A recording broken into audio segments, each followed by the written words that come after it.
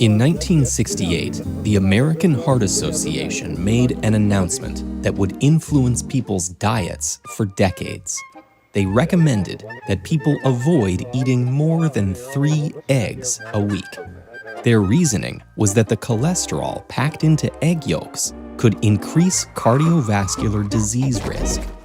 But it turns out that the reality is more complicated. Let's delve into digestion to understand why. As your body processes a meal, it emulsifies fats into lipid droplets that can then get absorbed in your small intestine. These lipid droplets make their way to various tissues, including your liver. There, specialized cells unpack and reassemble them into lipid protein packages called lipoproteins that are optimized to flow through your bloodstream. Lipoproteins are composed of different ratios of protein and fat, so their density varies. VLDL, or very low density lipoprotein, is mostly packed with fatty molecules, including triglycerides and cholesterol. VLDL delivers lipids to your muscle and fat cells to be stored and used for energy. Afterwards, it's converted into LDL, or low-density lipoprotein. LDL is informally known as bad cholesterol because it's associated with cardiovascular diseases. This is because LDL is more prone to accumulating on blood vessel walls, which can cause inflammation. The inflammation attracts specialized white blood cells called macrophages to remove the LDL buildup. But absorbing too many lipids can compromise macrophages, causing more inflammation and triggering more macrophage recruitment. As the cells clump together, they form a fibrous, scab-like cap, effectively narrowing the artery. This can interfere with blood flow and weaken vessel walls, making clots and ruptures more likely. High-density lipoprotein, or HDL, on the other hand, packs more protein. It picks up excess LDL in the blood and brings it back to the liver, where it can be excreted. Because HDL is anti-inflammatory and keeps LDL in check, it's commonly called good cholesterol.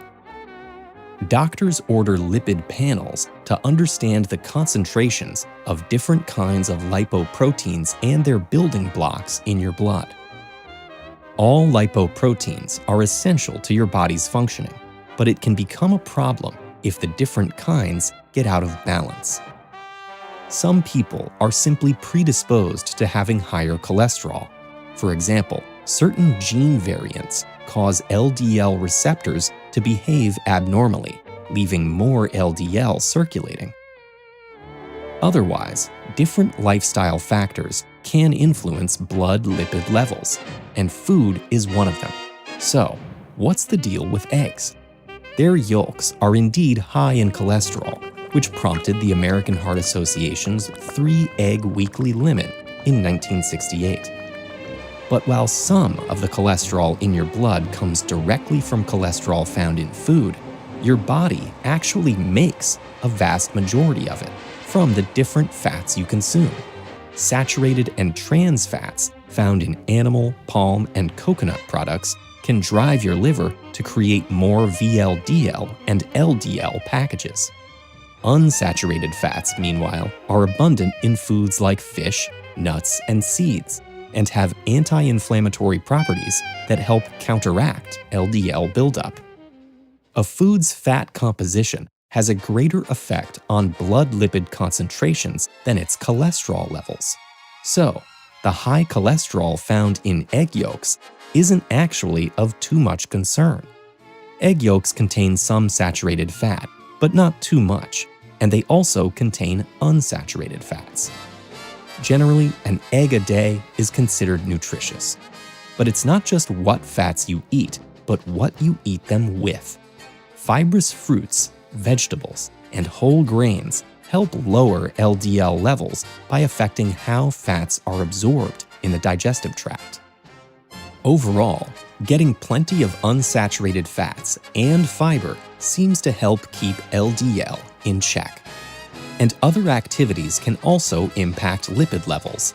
It's not yet totally clear why, but resistance training and aerobic exercise can lower LDL and increase HDL. This might be because they use more blood lipids for energy and boost the activity of HDL-producing enzymes. Meanwhile, smoking increases LDL buildup, perhaps by unleashing unstable free radical molecules that damage lipids and vessel walls. But when lifestyle changes don't help to manage cholesterol levels, as can be the case when genetics are at play, we luckily have some pretty effective therapies. Statins are drugs that block a liver enzyme required to produce LDL. Other cholesterol medications increase the production of enzymes that break down triglycerides and promote LDL receptor activity, helping clear it from the bloodstream.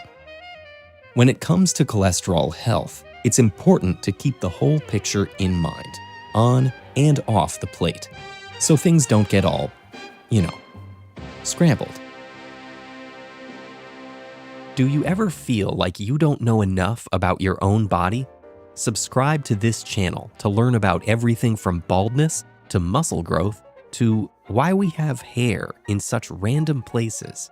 Stay tuned and stay curious.